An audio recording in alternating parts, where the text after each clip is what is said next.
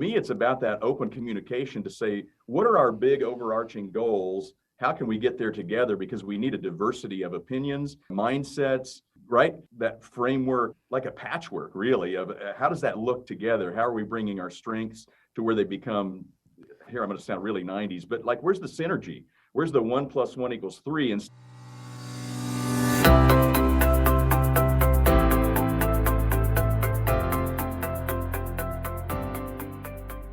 I'm excited to introduce a good friend of mine, Steve Baker. Now, Steve and I met a long time ago, if you count in hours.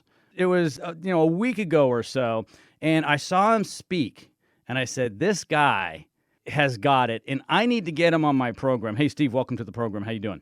Jim, it is great to be here. Thank you so much for having me Great. After all these hours. It is interesting, though. I feel like I've known you for a long time. And I think what solidified everything was after you spoke, I came up to you like a fan. And I said, oh, that was great. And then coincidentally, a friend of ours was putting together a dinner, and you and I both ended up at that table. So there you go.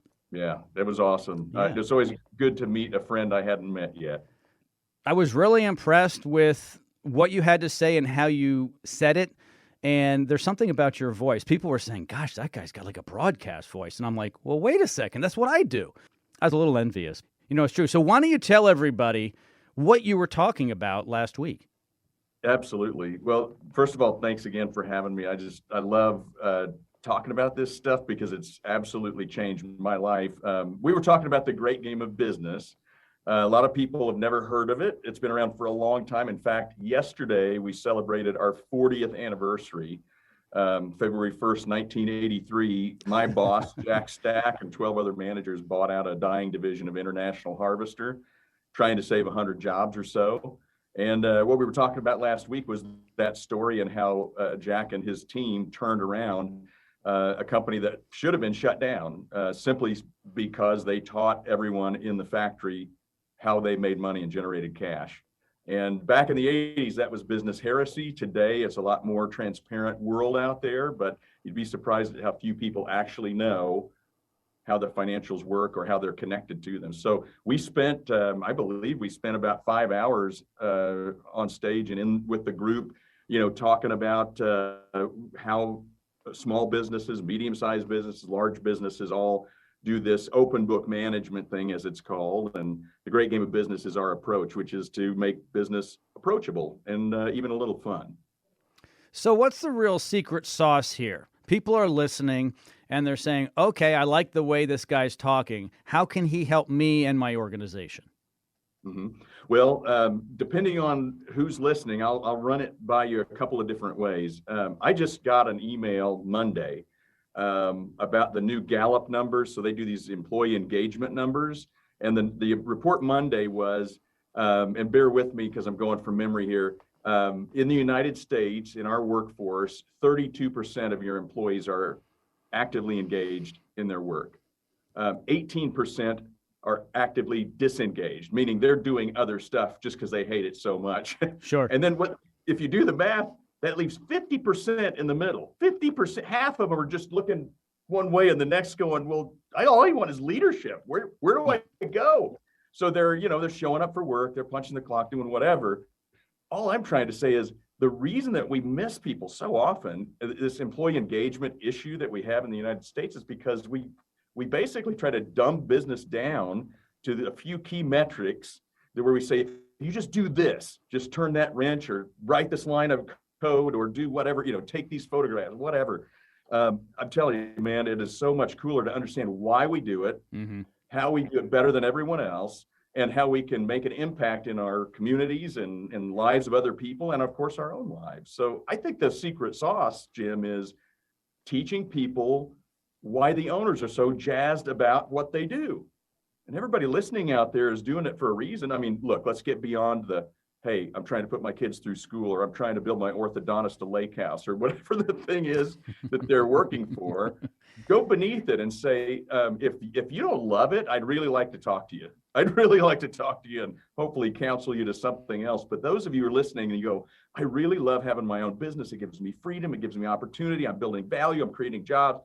Now we're talking, man. How can we make America better by teaching people business. It's not that hard. That's what I would say. And it's really important that as a leader, as an entrepreneur, as a business owner, as management, you have to deep down inside have a reason to do what you do. You have to have passion.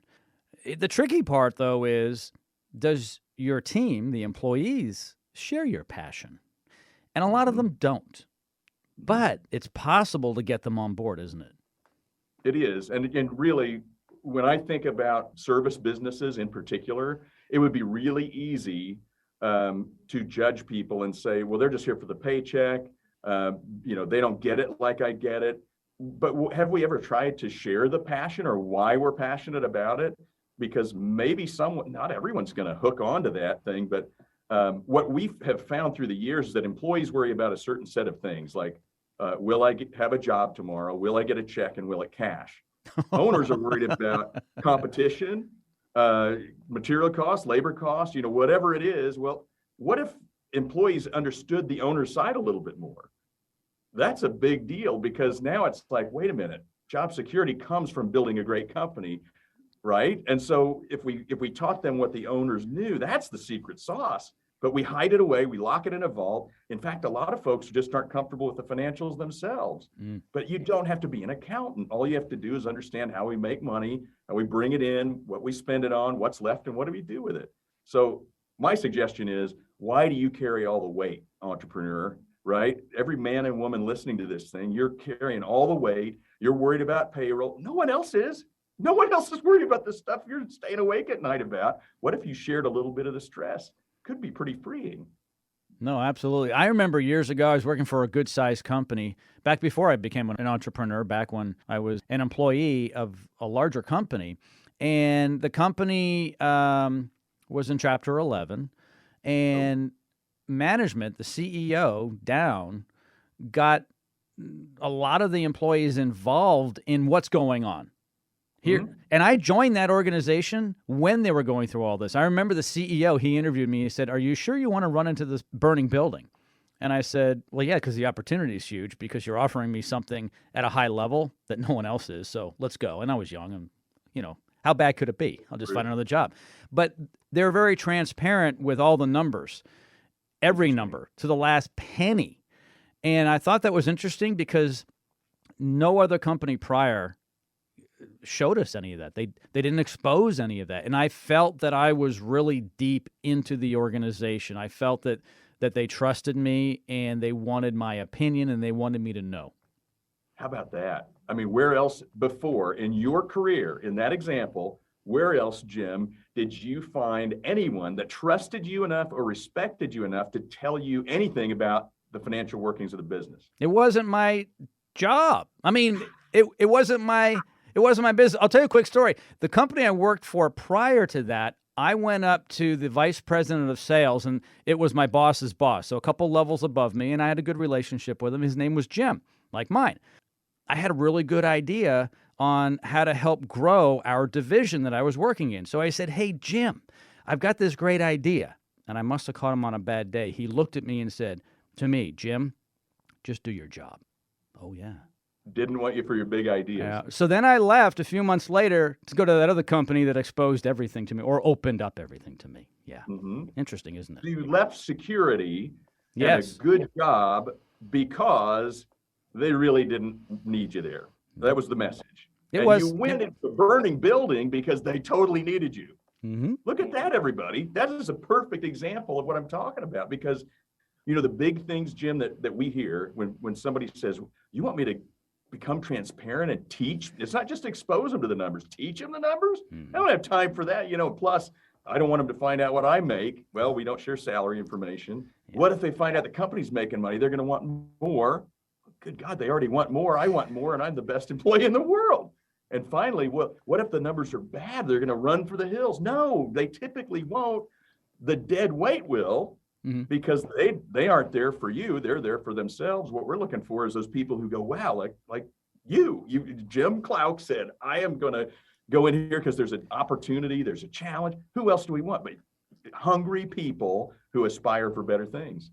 Yeah. So you do know this. And so I'm going to ask you the question, how do managers and business owners get around this? The most important person to any person is themselves, always. And you could argue that with me all day long, but I'll argue back. The most important person is themselves. They want to hear their name. They want to see it on the marquee. They want to get paid more. They don't want to be disrespected. It's all about them. They take it personally in general. So that being the case, how do you take the average personality and make it work in the organization where if it's all about the employee, how do you make them kind of change their mind and get them involved? Yeah, I love that, Jim. And Jim, let me tell you what I would tell Jim. You see what I've been doing there? I see that.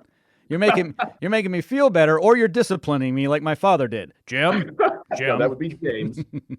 So I love that, man. You are so right. And you know what? I think that is good. I think self-interest is important. It's like hardwired into us. It's survival. Because if we don't worry about ourselves, how are we going to take care of our families, our teammates, our children, all of that stuff? So what I would suggest is this. What if everybody just got a little pen out right now and wrote down these words: people support what they help create. So what if it wasn't just the owner's game? The owner's job, the manager's job, the leader's job is to teach people what game we're in. This is our marketplace. Here's the economy. Here's our competitors. Here's what our customers are saying. Here's the stuff we offer. Like macro to micro, outward in. But most people don't do that. They start out by going, well, I did this much last year, add 10%, and we'll try to hit that. And then we'll try to do this. Yeah. They aren't looking at the market-based stuff. So what we end up doing is the people that are actually creating the numbers in the business are the people that work for us. That is the reality. For good or for bad, they're creating the numbers in the business. Unless you're doing everything, then that's a different story. But what I'm trying to get at is, what if we taught those folks why it's important to us? Again, going back to what I mentioned earlier, and what if this people support what they help create? What if they said, well, you know what I'd like to do? We were at the Soft Wash conference last week.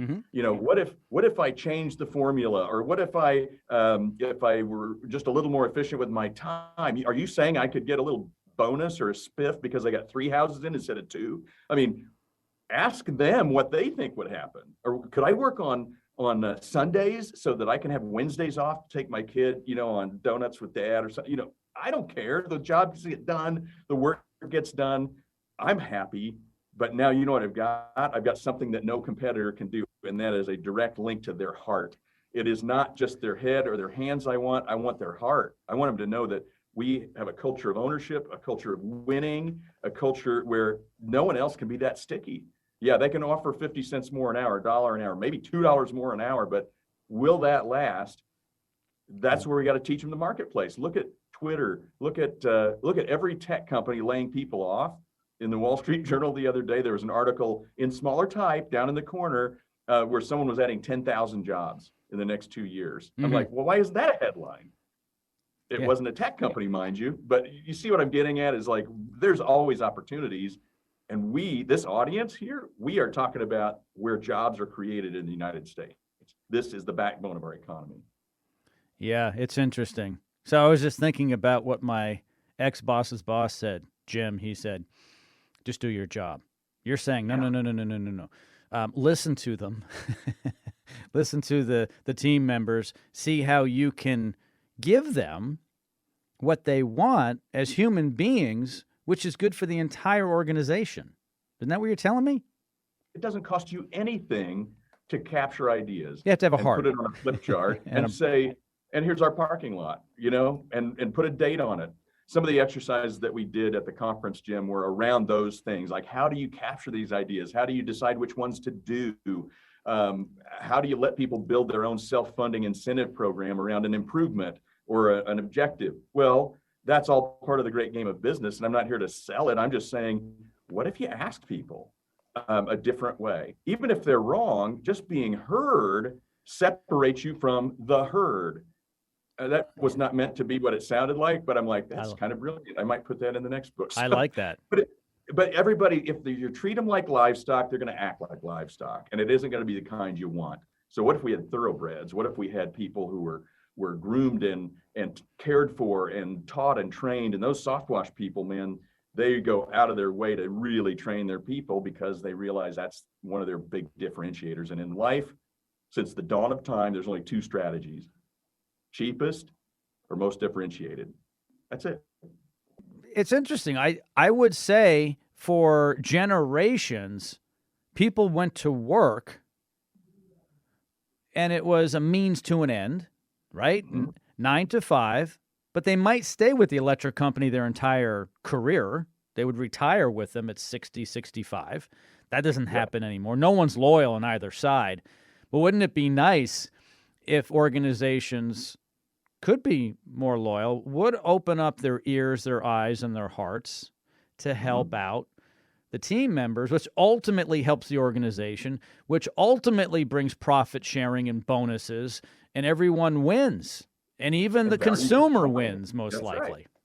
That's right. Because you can be more competitive when you're a more efficient, better organization. In fact, that's what Jack, our founder and CEO today, what he learned 40 years ago when he went to borrow an outrageous sum of money from a bank to save jobs. They didn't care about the jobs. The banks wanted to know, when are you going to pay the money back? Right? Are you a good credit risk? So he had to learn their language. And what's powerful about it is he turned it back on the marketplace and said, what if I make every guy that turns a wrench in this factory into a smart, sharp business person? Do you think everyone stayed? No, because not everybody wants the responsibility of thinking and acting like an owner, right? And I'm not saying an equity owner, but I will tell you one thing for sure is if you want to do this, you will filter through people in a different way. You'll find better people. They'll stay longer. They will be more innovative. You'll grow the business. But the other thing too is you'll grow as a person because you will learn where your weak spots are, right? It's like, I better learn how to communicate better, or I better learn the financials a little bit better myself. Those kinds of things are just, it's part of, you and I are alike in so many ways, Jim. We both believe in creating an opportunity for people to become their best selves, a best version of themselves. Yes. And we do that personally. Well, what is the choice? I have found, and this is something I've been writing about quite a bit lately. We talked a little bit about it at dinner. In life, you only have two choices. Again, I'm probably dumbing things down, but it's growth or decay. Physically, you work out every day. You're not just moseying along, you're working out for a health reason. That triggers your body to grow in a positive way.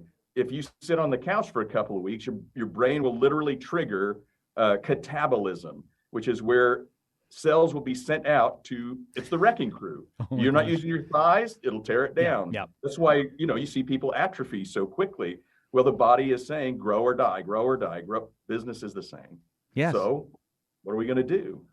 I'm suggesting to you that if this stuff appeals to you, if you're even listening to this program, holy cow, you belong in this crew, man. This is the cohort that will win because we choose to win rather than just having life happen to us. We're going to go out and happen, and we need more people to do that with us. We can't do it alone, in my opinion.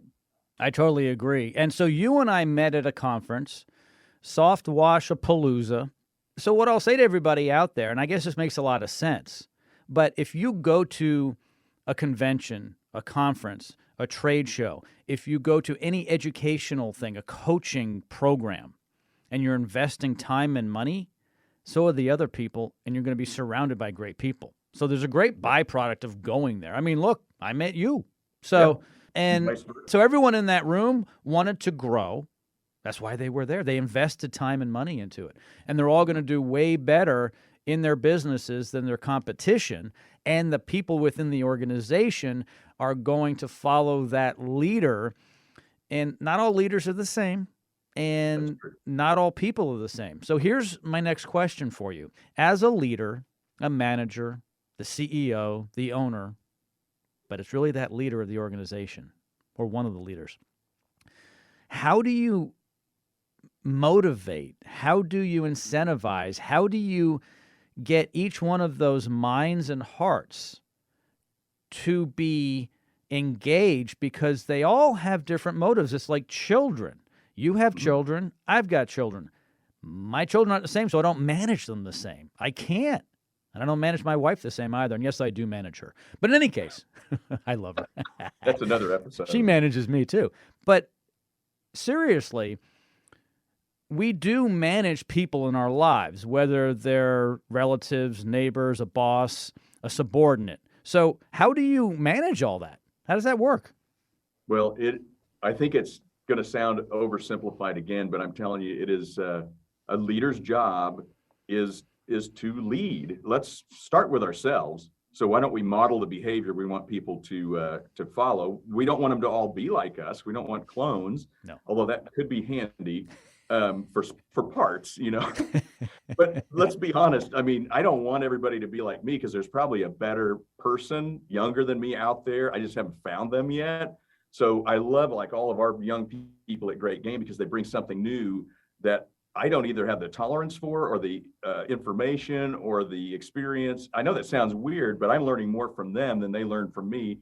And yet, if they were on the show, they would be telling you the opposite, right? Wow, well, he brings the experience, or he just came from the road and he heard this at a conference. So to me, it's about that open communication to say, what are our big overarching goals? How can we get there together? Because we need a diversity of opinions, mindsets, right? That framework, or that's not the word I'm looking for, like a patchwork, really, of how does that look together? How are we bringing our strengths to where they become, you know, as here I'm going to sound really 90s, but like, where's the synergy? Where's the 1 + 1 = 3 instead of the 1 and 1 is 2 and we're always fighting each other? What if we turned our attention and our competitive spirit and all the good gifts that we've been given and that we should be developing, what if we turned them toward the marketplace, toward the competition, toward the problem, instead of toward each other? And that's what we do constantly as Americans. We're bitching and moaning, complaining instead of doing. And I think that's because we get bored, we figure no one cares. And I would tell you that a good portion of my team, if you ask them personally, how much time is spent on work conversations versus general things, they probably have a hard time saying, I don't know where it begins and ends, because it's a flow, right? Work-life balance, give me a break. It's okay, it's a blend. We don't get a choice about that. That's an opinion. But what if we cared about our people? Like, I know, you know, I remember this morning I asked Chris, how's your dad doing? You know, because he told me what was going on and this and that. I really do like him. So why don't you act like it? We can do that in seconds. It doesn't have to be a half-hour water cooler conversation. We can still have work getting done and we can still care. Sure. Overarching goal is important. So it's a family business, even though they may not be related by blood. Okay. Probably easier that they're not. Well, let's not go down that road. Of course not. Let's not go to therapy now. So, true, correct me if I'm wrong, but isn't it like going back 300 years where everyone in town helped each other? There would be barn raisings and so forth. Everyone seemed to work better together. Someone's got a chicken, so I need some eggs. Well, I have some extra carrots and corn. Is it that type of thing? You know, think about those times. Mm-hmm. Everybody was an entrepreneur, because if you needed shoes, you either had to make them or trade for them. So you had to create value that someone else needed, because maybe someone doesn't need 8 loaves of bread. My name's Baker. I assume there was a baker somewhere in it, you know, so they only need 1 loaf of bread. How do I, you know, and that's where currency came in and all that. What I'm suggesting is, what if we took that same approach to our own organizations and said, what are we all bringing to this stone soup? Which is kind of the picture. Great book. In my mind, great book. Right? Yeah. What if we brought it all together and we knew they weren't equal? They were different, and it was equitable, and it was, you know, they were building a greater company, because regardless of what we believe, folks, it is not the stuff that you do, it's not the stuff you make or the services you provide. The real objective of any business is to build a great company, because that's where value exists. Because won't you get great quality, great customer service, on-time delivery, all that stuff, if you're building a great company? Yes. But can you give great customer service to the point where you go out of business? Yes. Yeah.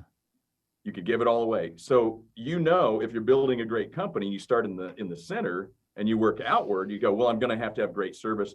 I'm going to have to do a really good job. I'm going to have to be awesome at marketing. I'm going to have to do, but one of those things alone is not what you base your business on. It's about a good business will have good marketing and good customer service, et cetera. You see what I'm getting at? All the of company it. is all of it.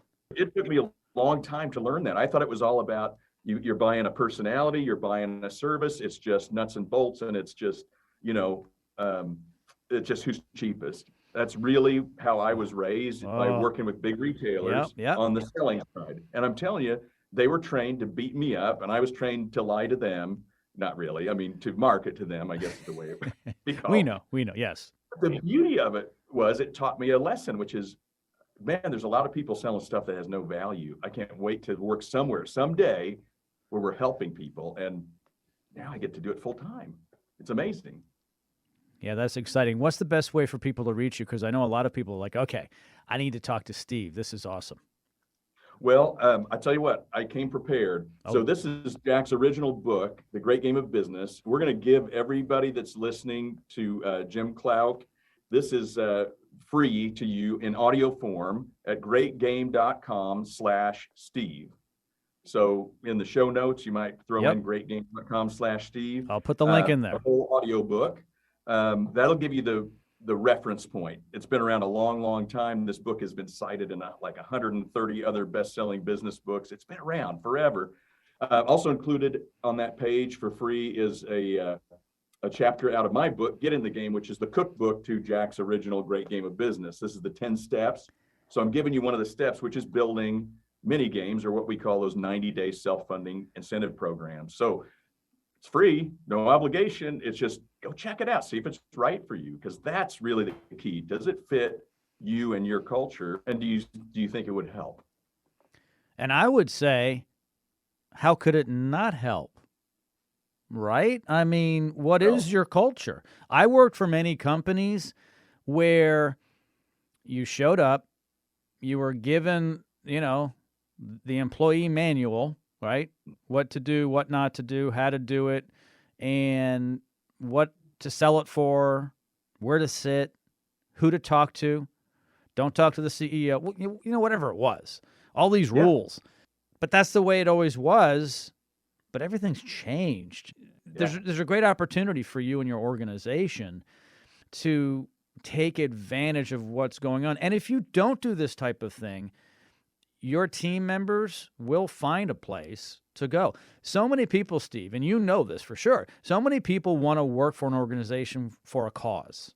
What's the cause? That was never a thing when I worked. I'm telling you. The only cause was profit and margin and whatever it was, okay? But now people are like, so Mr. Employer, if I come work for you, what's it all about? And it's a whole different world, but that's what the younger generations want, and it's a great opportunity for us older people to get on the ball. It is. And the way first of all, I love how you brought that up, because to me, it's about, there are a lot of great books out there on values-driven leadership, purposeful leadership, different things like that, but you can't manufacture it, right? So it's not like, oh, I'm going to save the wetlands for the ducks. Well, tell me exactly what we're doing to help out with that. But who says that and I used the example of a plumber before, who says that a plumber can't be like the coolest guy in his community because of what he does with big brothers and big sisters, or whatever his passion is?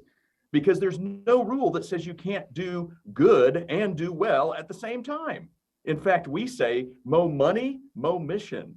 So it doesn't matter what you are. Don't tell me that, but we're kind of in the, a rough and tumble business, and man, it's not like a charity or anything. No, it isn't. But you make money and generate cash. What are you doing with it? So give people an opportunity to be the service provider with a heart, or the service provider that is local and cares about you. And can I share another story? Absolutely. Okay, here's what's coming down the pipeline to all of you small to mid-sized business folks. I'm telling you, I had lunch with a guy who provides Walmart, right? He's a distributor of stuff. He provides Walmart with like printing and in-store displays and all that sort of thing. Their big push right now is to put murals. I'm talking big, gigantic murals in the stores, especially the neighborhood markets, of local artists.